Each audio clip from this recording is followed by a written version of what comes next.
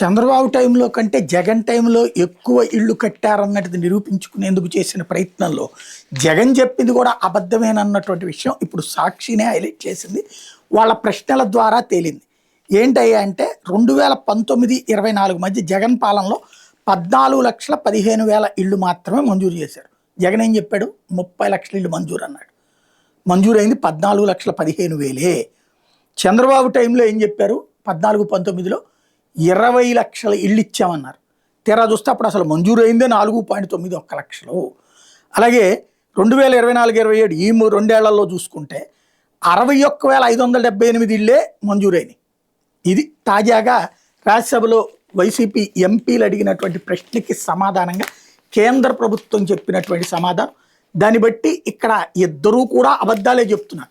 స్పష్టంగా ఇదిగో ఇన్ని వేలు ఇచ్చామంటే తప్పే ఉంది. ఇక్కడ తాజాగా తేలుతున్నటువంటి లెక్క ఏంటంటే 2024 సెప్టెంబర్ 1 నుంచి PMAY అర్బన్ 2.0 విస్తరించిన పథకం కింద ఇప్పటిదాకా 61,084 ఇళ్లే మంజూరు చేశామన్నటువంటిది కేంద్రం చెప్తుంది. మరోవైపున PMAY అర్బన్ 2.0 పథకాల కింద అంతకుముందు ప్రధానమంత్రి ఆవాస్ యోజన PMAY అర్బన్ కింద 19,67,971 ఇళ్లను కేంద్ర ప్రభుత్వం మంజూరు చేసినట్టు కేంద్ర గృహ పట్టణ వ్యవహారాల శాఖ సహాయ మంత్రి తోకన్ సాహు చెప్పుకొచ్చారు. 2015 జూన్ 25 నుంచి అమలవుతున్న PMAY అర్బన్ పథకాన్ని 24 సెప్టెంబర్ 1 నుంచి PMAY అర్బన్ 2.0 విస్తరించినట్టు చెప్పారు.